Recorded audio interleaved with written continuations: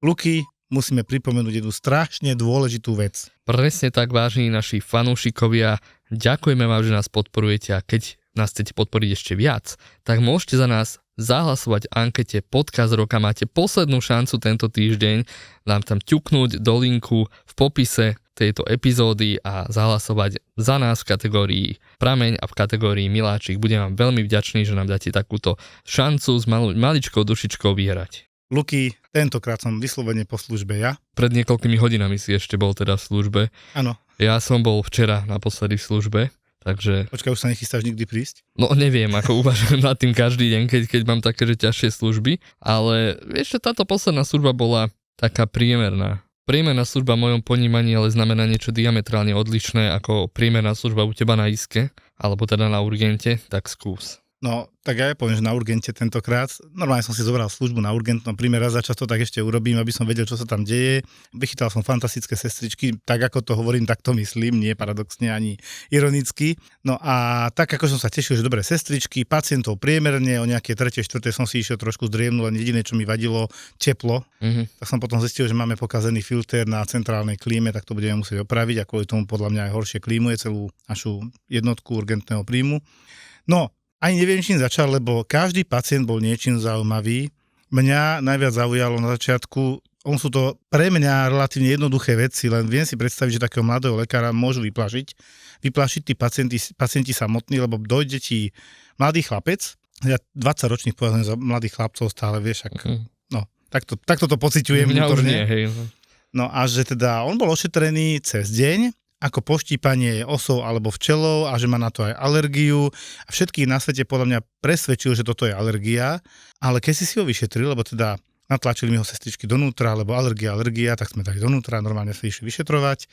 Popočúval som, pozrel som, saturácia 100%, rýchlo dýcha, hovorím, mladý muž, vy nám hyperventilujete. Bolo ťažké mu to vysvetliť, taký jednoduchší typ človeka. Tak hovorím, že to je to, že keď sa zlaknete, niečo vás bolí, tak začnete rýchlo dýchať, bojíte sa, že čo to je, tak je vám zle.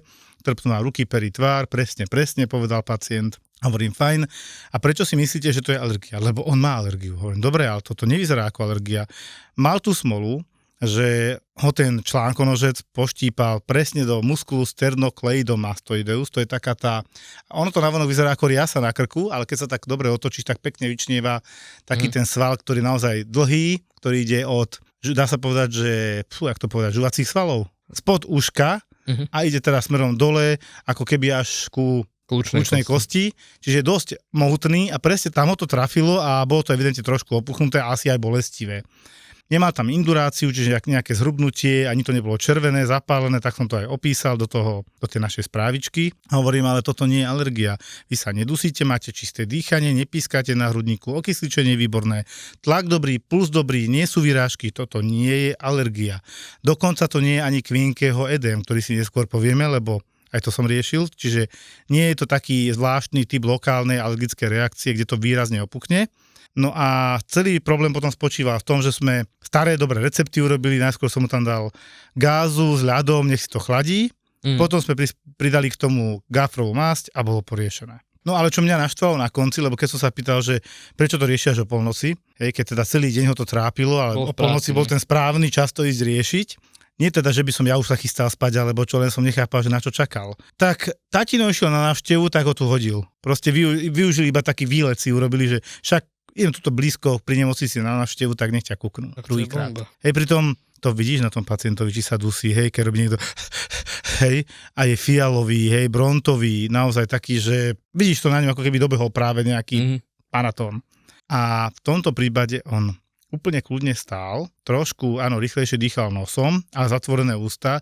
Ty keď sa dusíš, tak väčšinou už aj ústa otváraš, naozaj zaťahuješ pomocné dýchacie svaly, valí ti brúško, medzireberné svaly, to je tzv. Pomocné svaly. To je dusiaci za pacient, je pacient, ktorého že vidíš zo 100 metrov a hovoríš, Pane Bože, utekajme, lebo ten sa dusí. Áno. Že to je takéto. No a ja som tam v tej chvíli, akože mal som 100 chutí ukázať, ale neurobil som to. Mal pacienta, naozaj chudáčika, ktorý mal 2 nádory zhubné. Jeden bol na močovom mechúri, druhý bol na plúcach, už aj s metastázami, ten sa dusil.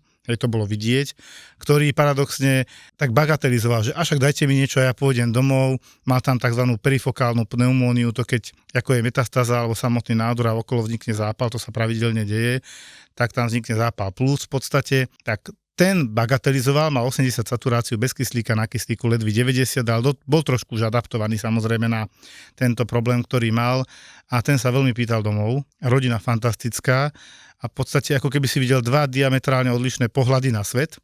Ten, kto sa má naozaj zle, tak ešte ti to tak, a to nie je také hrozné, a to bude dobré a pustíte ma domov. To je bežná vec. Tak, presne. A toto je akože veľmi časté u nás. A potom niekoho, komu že absolútne nič nie je a robí z komára somára. My radi ošetríme hocikoho, hej. Druhá vec je, že naozaj mohli si všetci ušetriť čas a energiu. Áno. No máme tie nové čísla, keď vieš volať, že poradiť sa je 116, 117, neviem prečo na toto nevyužijú a títo ľudia. Tam nevolali, no. No, ale dobre. Neviem, do akej miery a v akej spoľahlivosti toto funguje, lebo pocitovo nemáme akože menej výjazdov na sanitke kvôli týmto dvom číslam. Zatiaľ žiadny efekt. Ja si myslím, áno, zatiaľ, aspoň ja to nevnímam, ale ja si myslím, že skôr je to o tom, že tí ľudia sú zvyknutí, že dostanú tú sanitku. Tým pádom spamujú to číslo 116, 117, volajú, kým už s nimi nevedia čo, tak si povymýšľajú ďalšie príznaky a potom zavolajú normálne 155 a sanitku dostanú. Takisto sme mali teraz v službe 4, ale že namol opitých pacientov. Namol opitých, že GCS, že 5-6, hej, že ležali, potom po infúzke sa trošku začali preberať.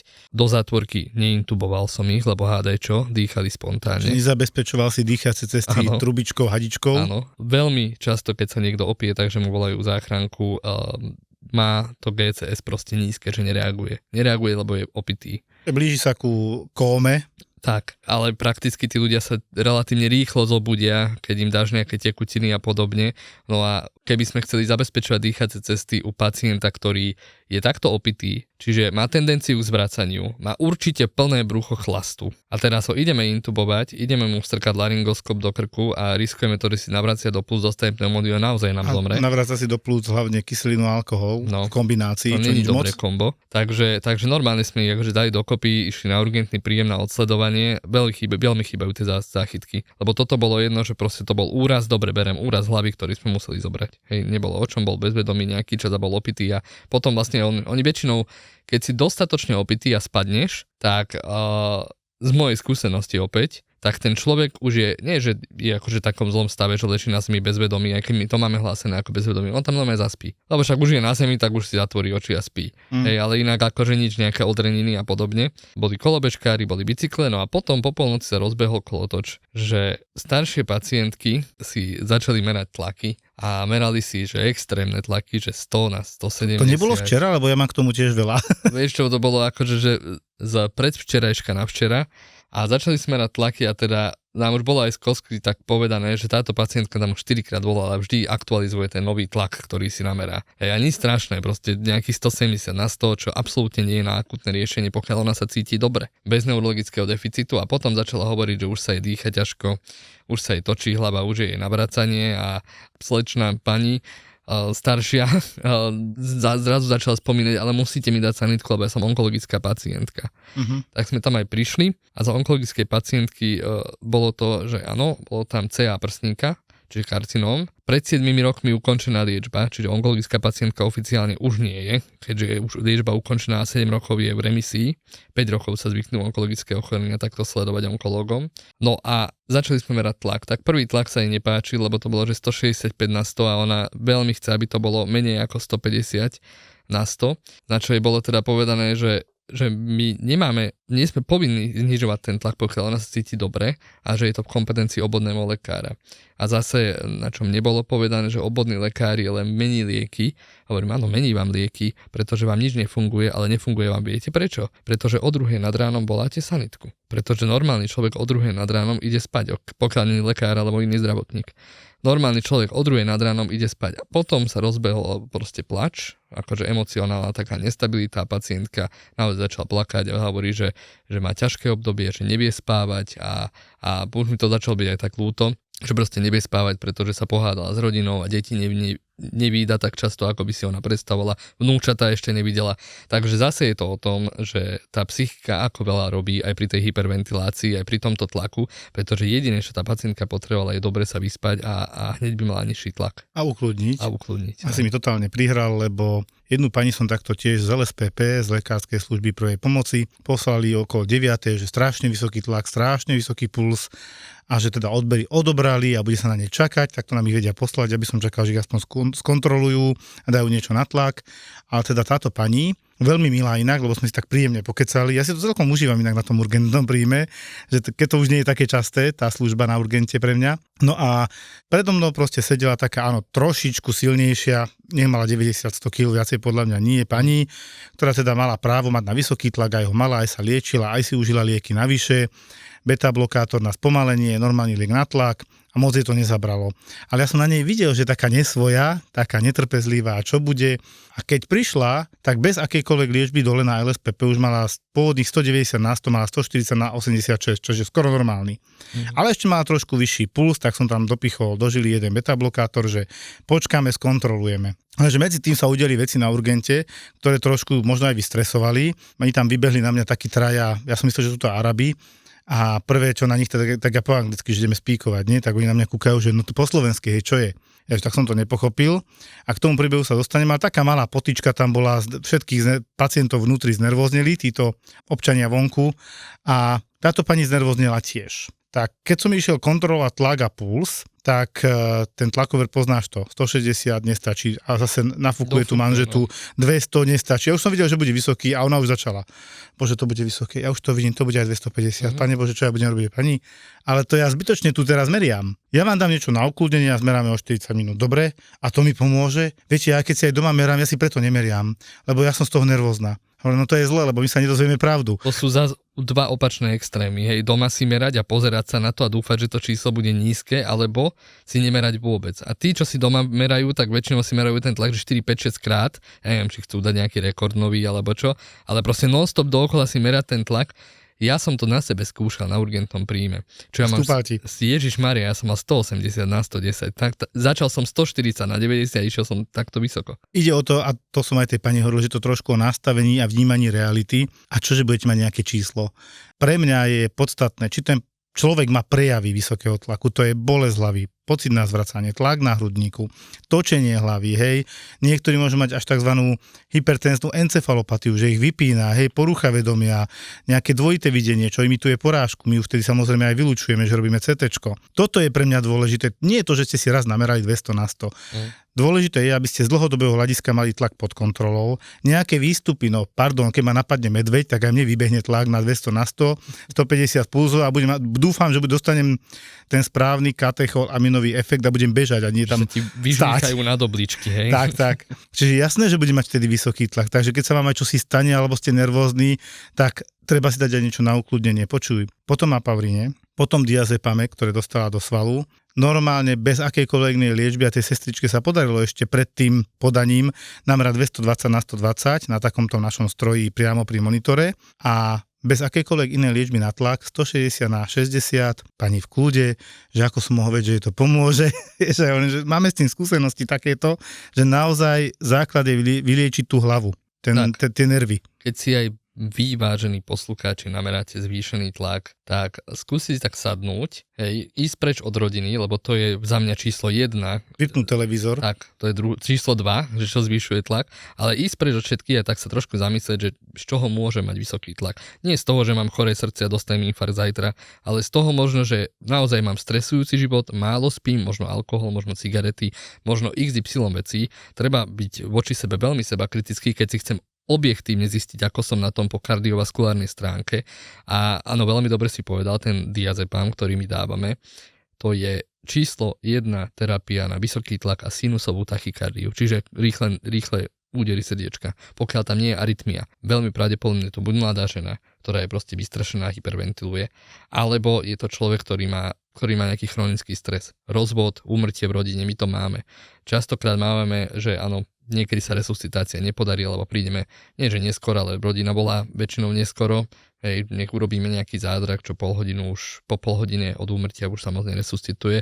A za veľmi krátky čas som mal veľa takýchto výjazdov a mal som aj veľa výjazdov, kde som opätovne v ten deň bol volaný na tú adresu, pretože hej, zomrel detko a babička ostala sama a ja viem, že to je jedna z najnáročnejších životných situácií, lebo keď starému človeku umrie nejaký druh alebo partner životný a on teraz sám ostane vo veľkom dome, čo si navzájom možno všetko robili a pomáhali si, to musí byť príšerné a ja im nezazlievam, ani jedno krivé slovo im nepoviem, ale vidím, že keď už mám volanie, že ona kolabuje, trasie sa, rýchlo dýcha, zvracala, tak už vidím, že OK, tak to je akutná stresová reakcia, asi s tým budem musieť niečo robiť a tiež dávať lieky na ukludnenie, ale nie všetko je také viditeľné. Proste s tým stresom treba vedieť pracovať. Nehovorím, že my sme v tom nejakí experti, to vôbec nie, lebo my sme úplne dogabaní ľudia, podľa mňa, my dvaja, čo tu sedíme. Hej, málo spánku, veľa kofeínu, proste zle. No ale treba s tým nejako pracovať a zistiť, čo sú tie trigger mechanizmy, tie veci, ktoré sú už cez u mňa, kedy to začnem pociťovať a u niekoho to môže byť jedna vec, u niekoho to môže byť 20 vecí, čo sa proste nabalujú na to klopko a potom jeden deň to praskne a začne mu byť zle. Lebo si začnú uvedomovať. No ja som mal tiež podľa mňa včera v istú chvíľu tak 200 na 100 tlak. To bol ten moment, keď aj tá pani s tlakom bola trošku nervóznejšia, keď sme na chodbe riešili jednoducho jedného človeka, ktorého ale reprezentovali ďalší ľudia samozrejme a hovorili za neho, ja to strašne nemám rád. Je tam mladý, zdravý chlap, hej, ktorý má nejaké ťažkosti, opakovane chodí ku nám na podanie, na urgentný príjem tzv. Špecifického C1 inhibítora, komplementu, hej. V princípe ide o niečo ako typ hypersenzitívnej alergické reakcie, ktorý je lokalizovaný na nejakú časť a tam je výrazný opuch. A s takýmto nejakým presvedčivým predstavením si svojej situácie tento pacient prišiel, ktorý ale komunikovali za neho iní, o ktorých som si naozaj myslel vprvu, že to sú z Arabskej republiky nejakí, lebo my tam máme na Drevenej ulici takú ubytovňu, kde máme viacero zahraničných akože ľudí, ktorí u nás pracujú. Minimálne jedna skupina ľudí každý deň odtiaľ dojde, hej. Áno, to je štandard. A niekedy je to naozaj odôvodnené a niekedy je to také, že potrebujú papier do roboty, lebo nemajú obvodného lekára. To som si prvé myslel, že budú chcieť, že nejakí Indovia alebo možno Vietnamci a takto. Prvé, čo bolo teda, že teda, aby okamžite išiel donútra, lebo on je akútny. A on nehovoril nič, za neho hovorili ostatní. A ja hovorím, dobre, ale ja tu mám vnútri toho pána s tým nádorom, ktorý sa naozaj dusí, toho som práve v tej chvíli riešil, pani s tlakom, a že teraz čo, mám vyhodiť z ambulancie, lebo vy ste prišli a ja vidím na ňom, že nedusí sa, neumiera. Nie, on sa dusí, on je akútny, okamžite ho dajte dnu. A už zvyšovali na mňa hlas, to mne nerobí dobre. A hovorím, že dobre, zvýšte hlas ešte raz a zvýšim ho aj ja. Čo si myslíš, že to som? No to tiež nepomohlo.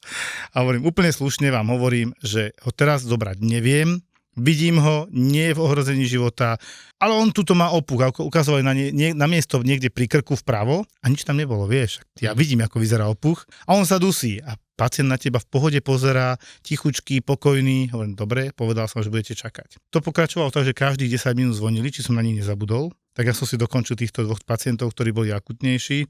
Potom som mladého muža zavolal dnu a ten bol vnútri, on samotný bol úplne v kľude.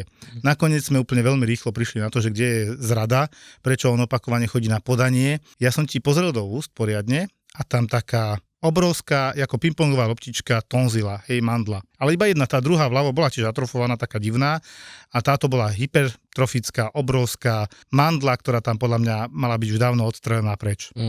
No a toto je s vysokou pravdepodobnosťou zdroj jeho takýchto divných pocitov, že cíti opuchy, lebo on musí tú mandlu cítiť. On keby mal obidve také, tak sa mu tak prilepia pekne a nemá čím dýchať. Ja to berem.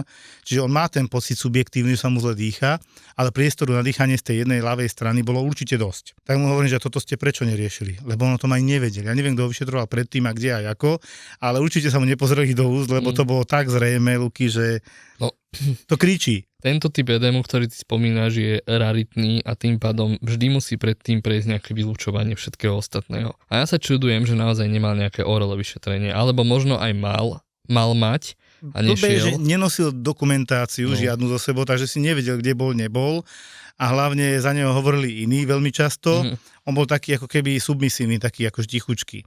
A vtedy je dobre si toho pacienta odtiahnuť a porozprávať sa s ním normálne osobne. Nakoniec bol úplne, on konkrétne bol veľmi slušný, dohodli sme sa, vysvetlili sme tu. Ja som mu to radšej podal, lebo nebudem sa s ním handrkovať, hej. On bol presvedčený, že to musí dostať, ubližiť mu to nemá, ako môže mu to pomôcť, dokonca aj na tú mandlu samotnú. ale sme sa dohodli presne, že pôjde na krčné a zváži sa, či tú mandlu neodstránime, tonzilektómia, a tým pádom možno aj vyriešime jeho problém, lebo kľudne to môže mať provokované. No ale v skutočnosti, ja keď som videl angioneurotický Quinckeho edém, túto divnú hypersenzitívnu reakciu, to vyzerá úplne inak. Oni sú naozaj schvátení, naozaj opuchnú veľmi. Máme to väčšinou v oblasti jazyka, to je také dosť typické, že ten jazyk je obrovský. Neraz bol taký, že ho nevedeli dať do úst, normálne vyčnievali im z úst. Že proste väčšinou nejaké korenie alebo nejaká taká potravinová alergia a ten jazyk zareaguje prvý a je, obrovský, akože... Ja mám pacienta, ku ktorému opakovane chodíme, ale teda darí sa nám ho celkom úspešne liečiť aj na adrese, že nemusí chodiť do nemocnice.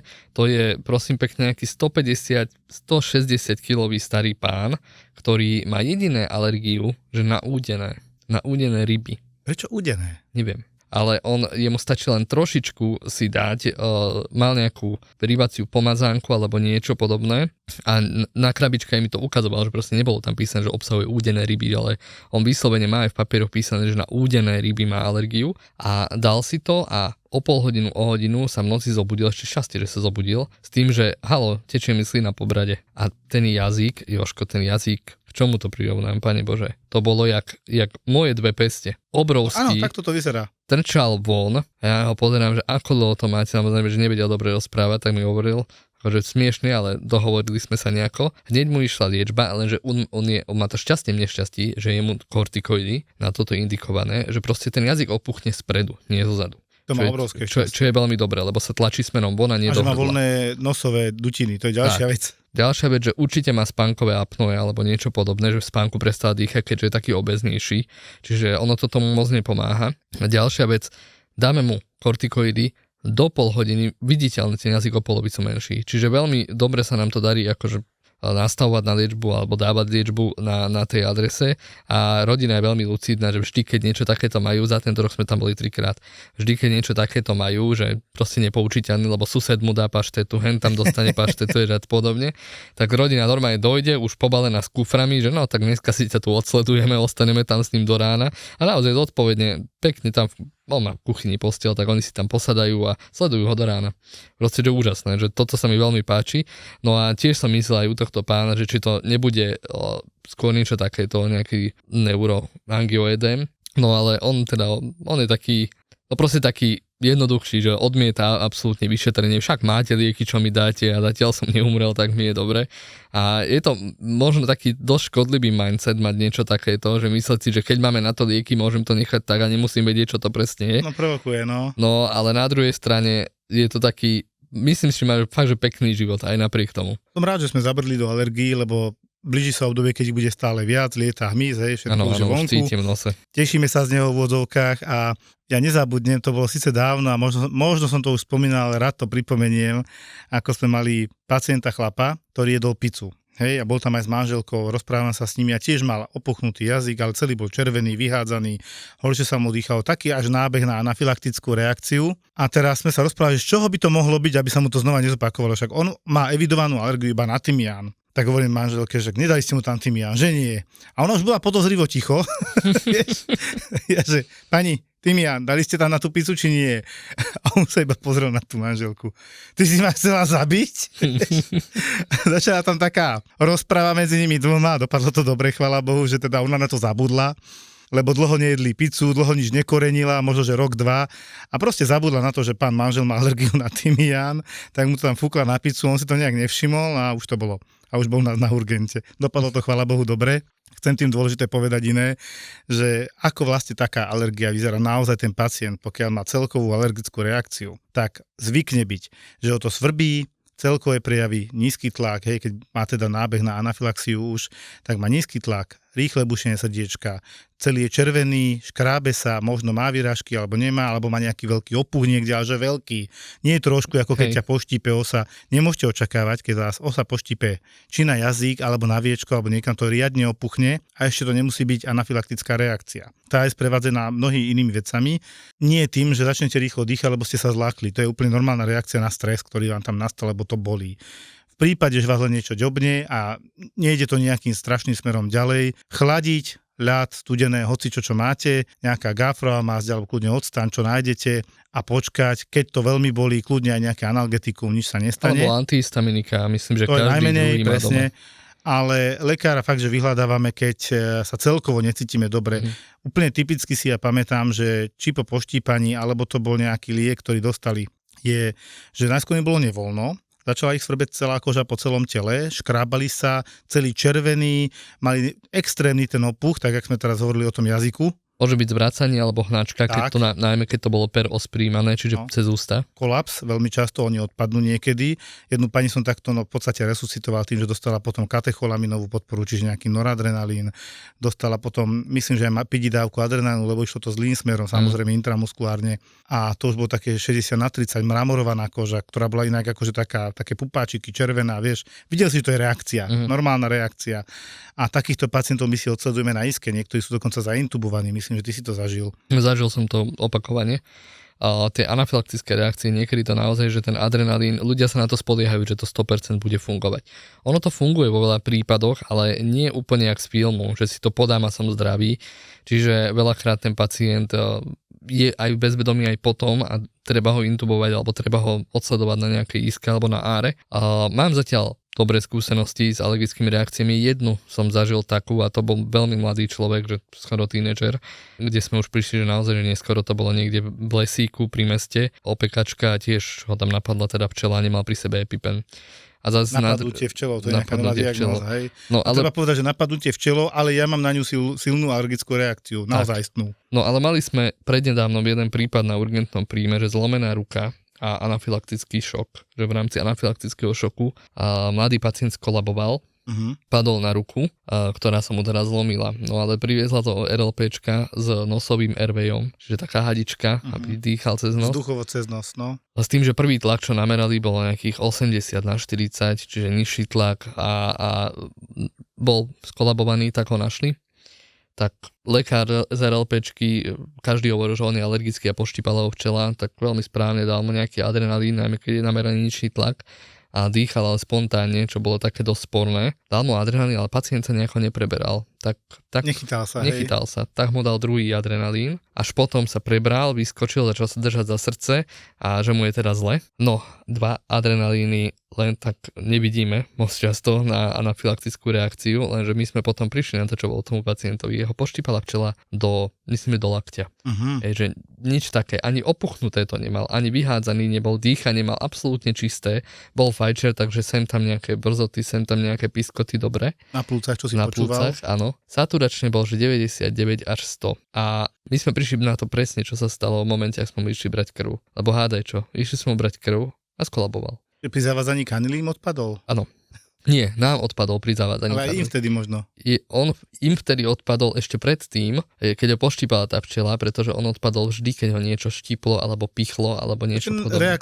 Reakcia na stres, bolesť. Áno, a aj pri takejto reakcii, že keď niekto odpadáva, keď mu berú krv, je úplne normálne, že budete mať proste nízky tlak a môže to simulovať nejaký šok, ale je to proste dočasné, to telo to nevie vykryť a preto kolabujete, idete do bezvedomia. Takže najväčší problém na konci na tohto pacienta bolo to, že áno, teraz mu srdiečko uteká nejakých 140-150, ideme jak idioti dávať beta blokátor na to, aby sme to spomalili, a keď už dostal ten adrenalín. A druhá vec, čo sme riešili, je to, že tá ruka je na operáciu. Čiže poštípala ho včela. Nešťastne spadol, hej. Poštípala ho včela a museli ho operovať. To je akože...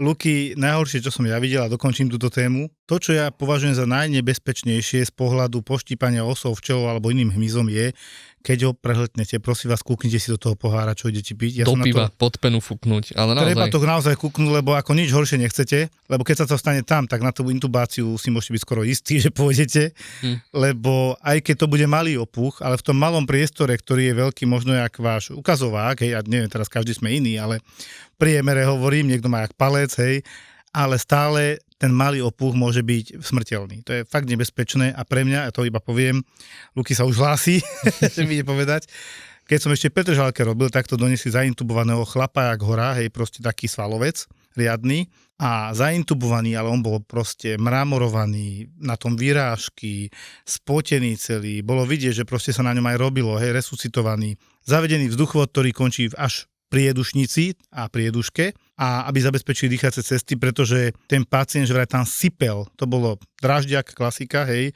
pri nemocnici kúsoček, čiže relatívne blízko a relatívne rýchlo pri ňom boli, chvála Bohu.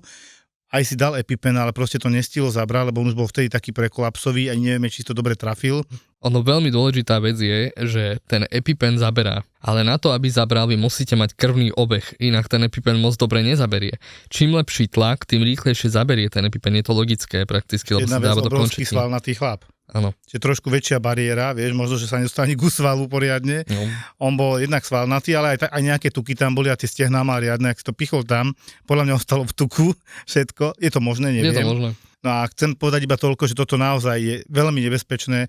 Kúkajte si teraz v lete do tých pohárov, čo pijete, či to nepijete aj s nejakým potenciálnym rizikom, ktoré by vás mohlo stať život, lebo tá sanitka vám nevie vždy prísť do 10-15 minút, to nie je pravidlo. Presne tak a nemusíte byť alergickí na uštipnutie hmyzom alebo teda včelou na to, aby vás tá včela zabila. Sú určité zóny na tele, kde máme tzv. Riedke tkanivo, najmä pod kožou a podobne. Preto máme kvinkeho edém okolo očí, lebo tam je proste strašne riedke tkanivo. Jazyk, pery, tak. Nie viečka, ale myhalnice. Myhalnice. Hrdlo, tiež je proste riedke tkanivo. Veľmi zlá lokalita je hrdlo, hej. Hej. A proste opuch funguje tak, že tekutina sa tam nahrnie z okolitého tkaniva, hej, z buniek. Nahrnie sa tam tekutina, ostane tam a vytlačí to tam ten priestor, ktorým napríklad vy musíte dýchať. Čiže čím väčšie podkožné tkanivo, alebo čím väčšie tkanivo vo všeobecnosti, tým rýchlejšie a masívnejší ten opuch bude.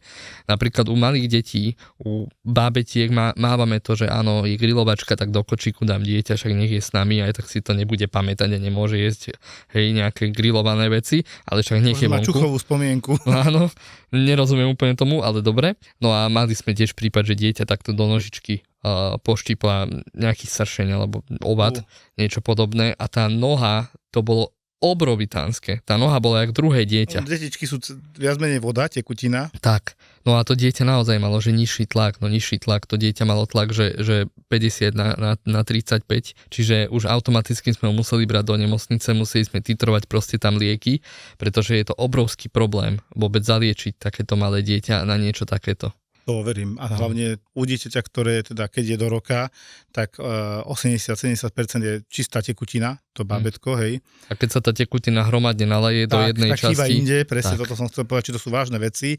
Fakt toto bezbranné stvorenie, ktoré tam len leží, ešte nevie chodiť, nejaké dojča, hej, predpokladám. Áno, ja nezabudnem na tú maminu, čo tam bola. Ako to nezazlievam nič zle, len proste treba byť opatrný a myslieť na to, že môže sa niečo takéto stať, ale ona si to tak vyčítala, ona tam plakala, akože úplné scény tam robila, čo asi aj ja by som robil ako otec. Nemôžeš. Len ona si strašne vyčítala to, že chodila pozerať dieťa, odkopalo si akurát tú jednu nožičku. A akurát do nej, no proste náhoda je vôbec. Ja by som tomu Sršňovi odstrihol hlavu. Trápi vás nafúkovanie, kožné problémy alebo slabá imunita? Vaše črevá môžu byť príčinou. iProbio. Prvé cielené probiotika a prebiotika zo Slovenska. Vedecky overené a zamerané na vaše konkrétne ťažkosti. Zdravie nie je o viere, ale o faktoch. Spoľahnite sa na iProbio. Probiotika a prebiotika, ktoré skutočne fungujú. Objednajte na iprobio.sk.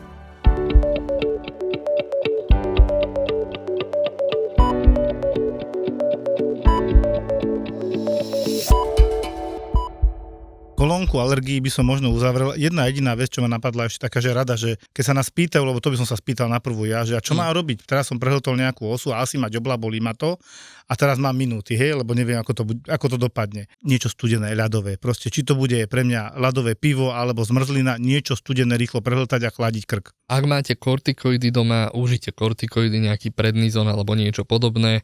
De facto je jedno akú dávku, len si ich proste dajte, aj malá dávka môže pomôcť. Veľa ľudí má totiž to autoimunitné ochorenia, starší ľudia môžu mať reumatoidnú artritídu, mávajú doma takéto lieky. Polovica národa sú alergici, takže máte doma aj antihistaminika, aj to si môžete dať nejaký cetirizín alebo niečo podobné.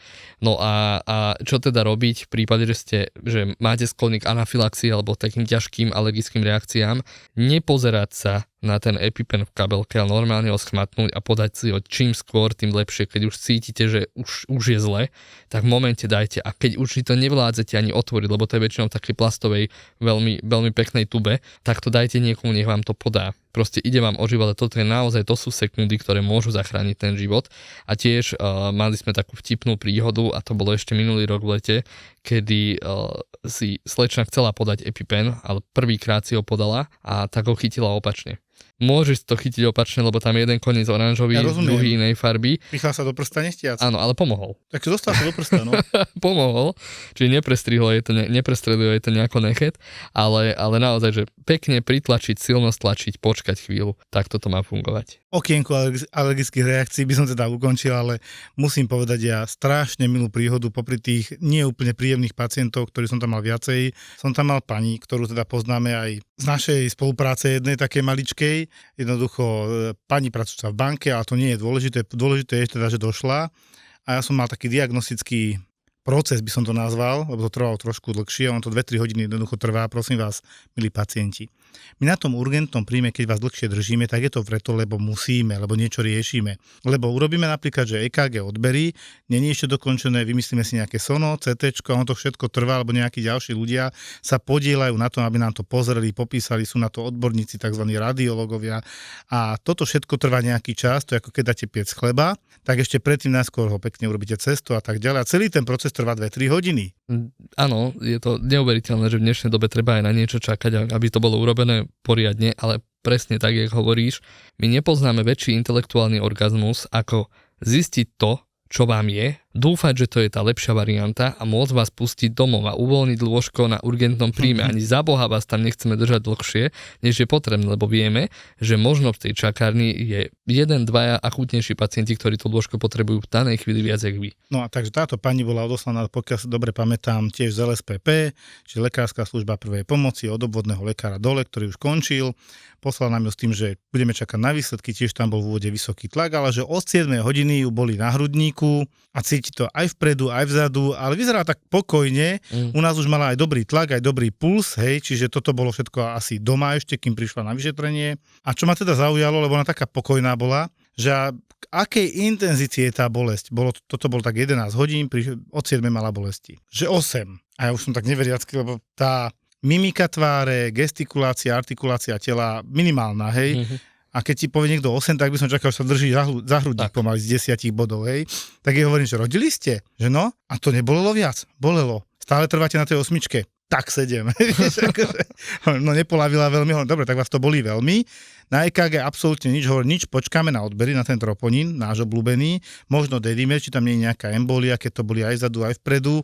Ale nesedelo mi to, nohy neboli nejak extra opuchnuté, bola trošičku silnejšia pani, v dobrom hovorím teraz. A hovoríme, dobre, všetko som jej vysvetlil, že počkáme. Strašne bola milá, zlatá, všetko ochotne. Prišli výsledky, moc som si nepomohol, všetko negatívne, hraničné CRP, C-reaktívny proteín, zápal, hej, takže skoro nič. Čo tam trošičku vyskočilo, bol ten náš nešťastný D-dimer. A teraz som si dával dokopy, no má trošičku opuchnuté nohy, ale konštitučne sú širšie. To je moje obľúbené slovo, že konštitučne širšie. To je, že ti matka príroda alebo maminka zanechala trošku širšie členky a lítka a proste to musíš opísať, že to nie je opuch, ale je to z toho. No a homása mala na obidvoch stranách negatívne, že keď stlačím to lítko, tak ju nebolelo, ale kedysi ju bolievali aj klby a vlastne ona si aj dneska dala na bolesti klbov nejaký liek, lebo boleli klby a potom začal boliť na tom hrudníku, tak som si dával istý typ alergické reakcie spojený s nesteroidnými antiflogistikami. A ten názov som už zabudol, ale existuje také, že ti stiahne vencovitú tepnu na srdci po užití liekov od bolesti. Je to raritné, ale už som to mal v hlave. Volá sa to asi Kunisov syndrom. Áno, Luky, ďakujem. My sme mali takého pacienta dávnejšie, čo odpadol pred nemocnicou. Mám pocit, že si ho ty resuscitoval. Áno. To bolo ono nakoniec. Áno. Áno. Aj to prežil, ale teda úplne dobre sa nemá, lebo tam boli aj iné problémy a choroby.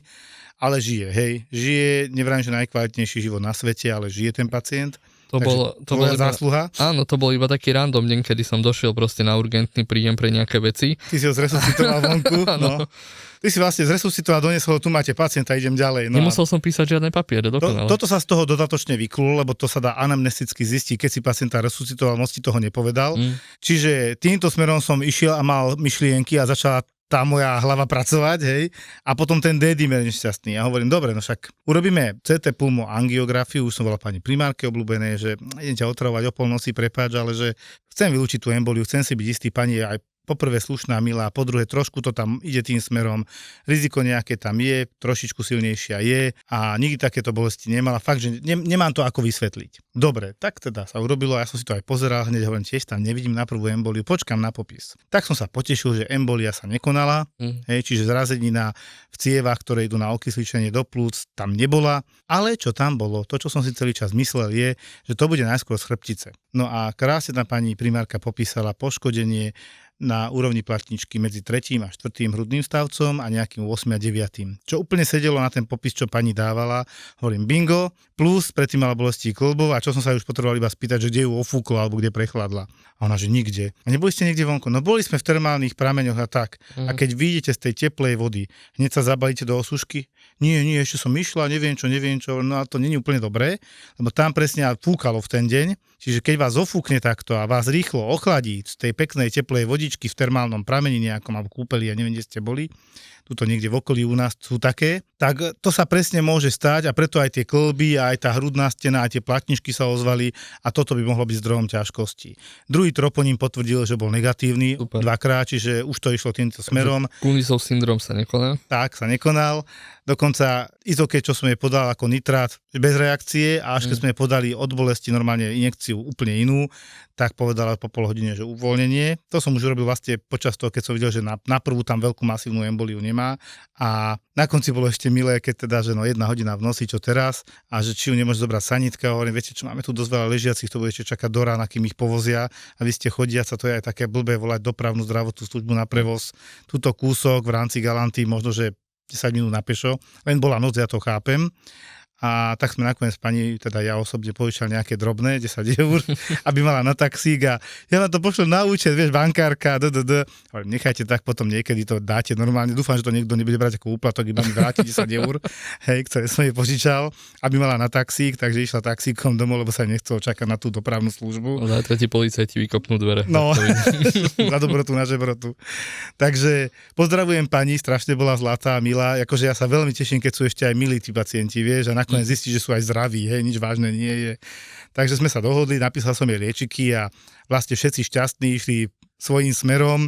Ešte nás polutovala, keď nám tam chodili potom ožratí, však klasika, nie, toto povedala aj ona, že toto nechápe, že prečo to takto musí byť, že tie záchytky, tak ak si ty povedal, že to je chýbajúca zložka naša, ktorá by sa uživila určite. Čiže fakt mi táto pani urobila, nie že deň, ale noc, hej, lebo to už bola 1-2 hodiny v noci, ale tak mi spríjemnila službu, že na ňu nespomínam zlom, napriek tomu, že tam po mne hučali kadejakí pacienti, ale spomínam na ňu v dobrom. To je veľmi pekné a inak áno, tu si povedal veľmi, veľmi takú trefnú vec, že nejde o to, že človeku je proste zima, že fúka, teraz mrzneš a je ti zima. To je ten lepší prípad, vtedy ťa málo kedy sekne. Skôr je horší ten extrém, že ideš z tepla do studeného, ofúkne ťa a to isté, keď sa opalujete alebo zjete do ľadovej vody, ste pri mori, tiež vás môžeš seknúť. Proste tie svaly reagujú nejakým spazmom, niečo sa tam pokrčí, niečo sa tam prištipne, no a potom máte bolesti. Je to úplne normálne, len si to treba to riešiť a treba skúsiť hlavne doma to riešiť, lebo máme prípady aj na urgentnom príjme, alebo aj teda na sanitke. 60-70%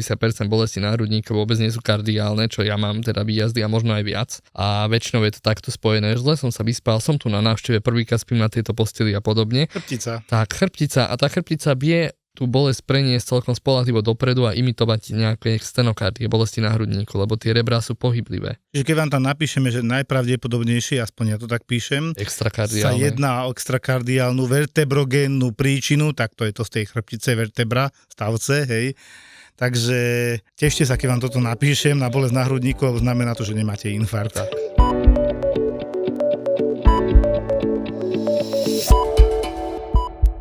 Prosím vás, voláme si sanitky pomaly ku kliešťom a zlomeným nechtom a keď potom počujem, ako mi doktor hovorí, že no a má tu ešte dieťa medzi 60 rokov, ja som ho nevidel, iba takto to mám sprostredkovanie, ktoré spadlo z 1,5, možno 2-metrovej výšky a priamo na hlavu a má zlomený krčný stavec. Hovorím, preboha, oni neprišli sanitkou, že nie je po vlastných.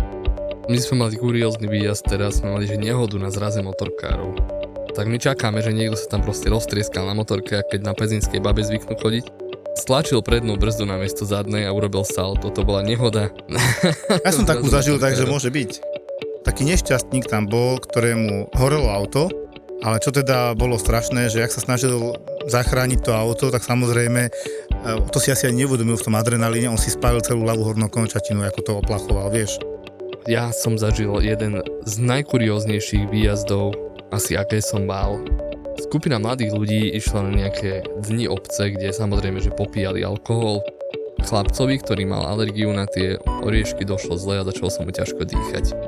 Pacient podpísal revers. Podobné príbehy si môžete vypočuť v našich prémiových epizódach na Hero Hero, Spotify a dostanete sa k ním úplne jednoducho na pár klikov. Ďakujeme krásne.